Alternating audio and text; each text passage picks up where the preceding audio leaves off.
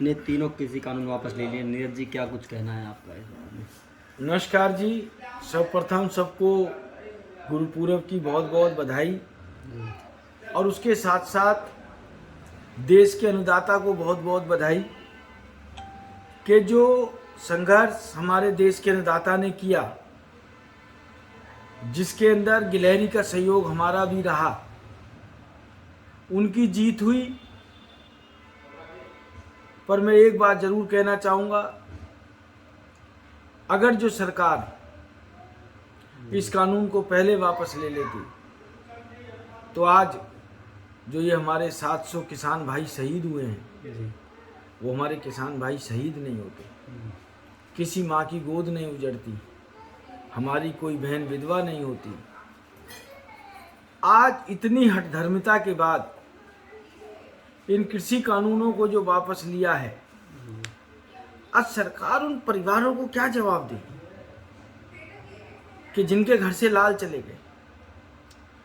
आज सरकार उन व्यापारियों को क्या जवाब देगी जो 1 साल से अपनी दुकान नहीं खोल पा रहे थे? आज हम पूरा एनसीआर प्रदूषण के मारे मर रहा है। एक तरफ सरकार कह रही है कम से कम वाहनों को निकालो, कम से कम डीजल पेट्रोल चलाओ, पूलिंग करके जाओ, कि हमें चंडीगढ़ जाना होता था 4 घंटे का रास्ता 8 घंटे में तब्दील होता था। उनको सरकार क्या जवाब देगी? जो आज देश की आर्थिकी का भट्टा बैठा, उसको सरकार क्या जवाब देगी? और सरकार को आगे भविष्य में भी मैं कहना चाहूँगा कि इन सब मामलातों में जो हमारे अन्नदाताओं से जुड़े हुए मामले हैं, इनके अंदर हठ धर्मिता नहीं करनी चाहिए।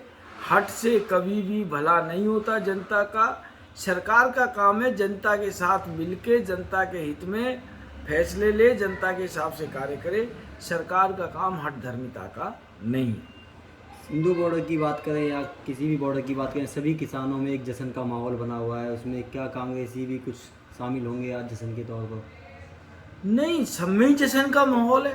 मैंने तो पहले कहा कि जो हमारे अन्नदाता भाई ने सहयोग किया, उसके अंदर गिलहरी वाला सहयोग हमारा भी था, किसी भी रूप में था, भावना के रूप में था। हमारे सारे नेता वहाँ जाते थे, सेवा करके आते थे। हमारे साथी विधायक हैं एक, उनकी बिटिया तो मेरे ख्याल से आज तक, जब तक वहाँ लंगर प्रसाद चला है, डेली जाके उसने रोटियाँ बनाई। उसके बाद जो जिससे बन पड़ा उसने हर तरीके से सहयोग किया। सलाम है, जज्बा है कि 1 साल से ज़्यादा ही हो गया था तकरीबन, क्योंकि मुझे पता है पिछली साल में 31 दिसंबर को सिंधु बॉर्डर पे था और भाई साहब 1 डिग्री टेम्परेचर था, 1 डिग्री टेम्परेचर। हम लोग गाड़ी में बैठे थे, हीटर चल रहा था, हमारे ऐसे हाथ सुन्न पड़े हुए थे। सोचो उस अन्नदाता की क्या स्थिति होगी कि जो खुले आकाश के नीचे पड़ा है।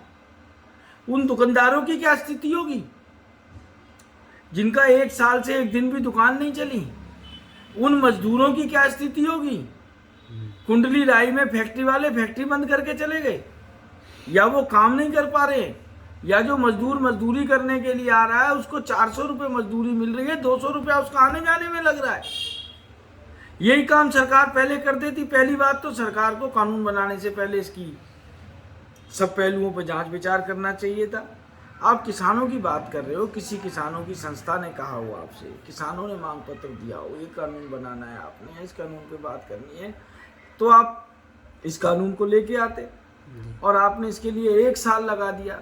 आप इसको पहले करते तो और ज़्यादा खुशी की बात होती। पीएम मोदी ने कहा है सभी किसान अपने घर लौट जाएं, अब कोई भी बहाना ना डालें, तो इस पर आपका क्या विचार है? देखिए, अभी मैंने जिस हिसाब से कृषि कानून ये लागू हुए थे, अभी वापस तो ये संसद के थ्रू ही होंगे, आपको भी पता है, हमें भी पता है। और उस पूरे कृषि कानून में सबसे बड़ा मुद्दा एमएसपी का था, जिसको लेके पीछे मैंने विधानसभा में बाजरे की खरीद को लेके प्रश्न भी लगाया था।